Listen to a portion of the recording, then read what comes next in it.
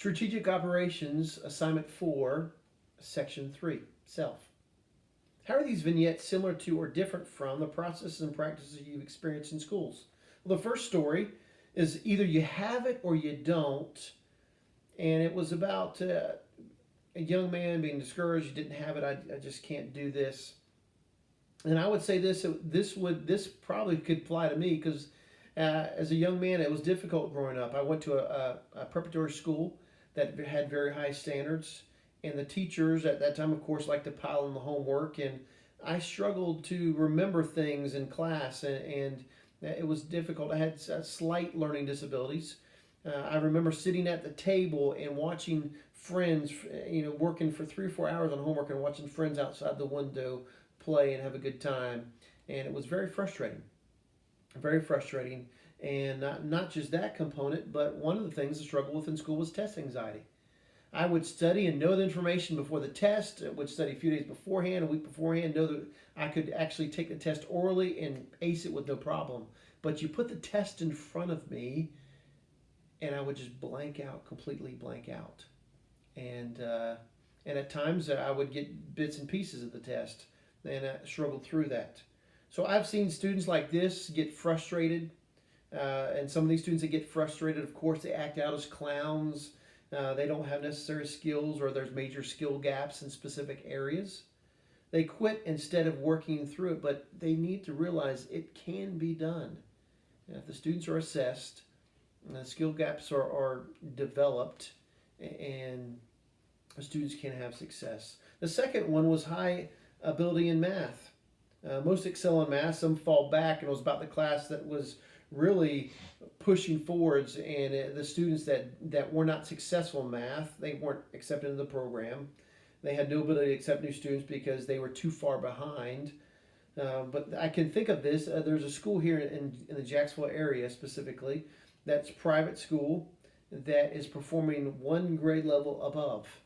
And if you come into that school, you have to be performing at the grade level that's above.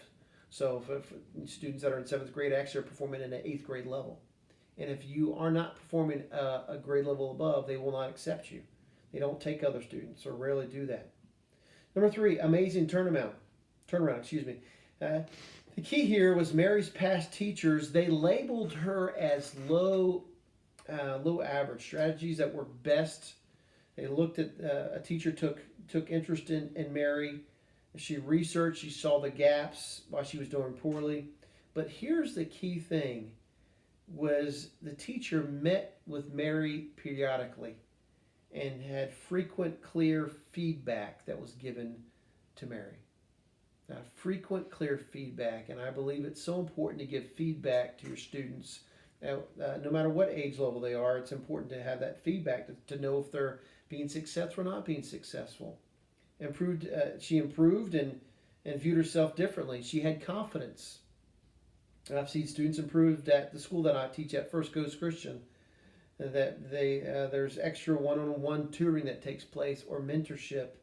The key was time and feedback. Teacher believes in the young person, and they get the young person actually to believe in their self, and their success with that.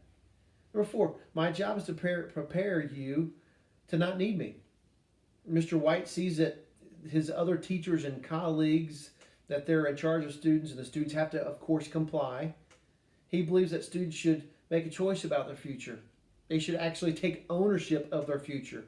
No dependency, but preparation to be independent and prepare them for the future. And I've been a part of schools where teachers, in the past, they just spoon feed the kids again and again and again. As a result, students don't have any higher level thinking skills.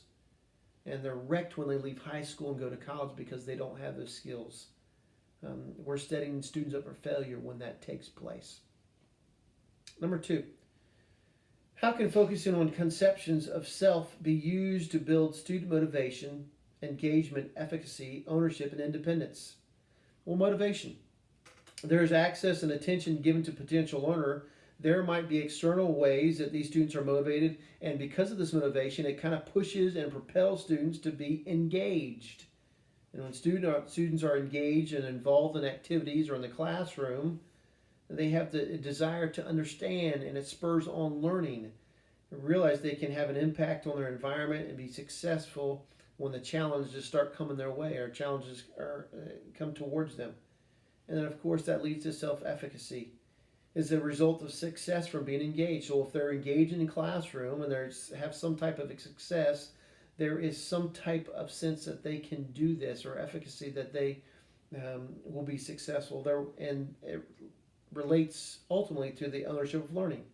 Students start to understand themselves, they decide what's best for them, the opportunities, interest, and they start to develop these routines and these habits, and it culminates into these students being independent, which is what the educators, that's what teachers, what we should want to achieve.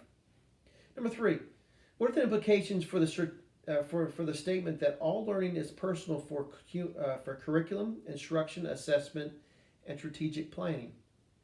The implications for the statement that all learning is personal for curriculum. First, we have to understand the learner. And I think so many educators don't understand the learner. They might understand components of the curriculum, but do they really understand the individual learner, the student? We've got to understand the learner. We've got to understand their characteristics, how they prefer to learn, their learning history, their understandings, their willingness, and are they ready to learn? So when you have a background and you have this information, this background on the student, and you've got a willingness of this learner to want to learn, a desire to learn, that equals success right around the corner. And we have to think of the learner as a resource or as a tool, as was said on page 2280 in Kindle edition. Implications and assessment for instruction. We get feedback on whether the curriculum that we have designed was the instruction that we've designed was effective for them or was not effective. Assessment is the key for teachers, instructors to know what works, of course, and what doesn't work. And if we don't know what's working, we cannot calibrate or we cannot readjust to improve effectiveness. That's also taken on Kindle edition 2280. Strategic planning. When you can properly assess students, you can know what works and you can know what doesn't work when it comes to strategic planning. When you can strategically plan, it dramatically increases the learning and educational productivity of not just the individual student, but the students as a whole, and success as a result of that.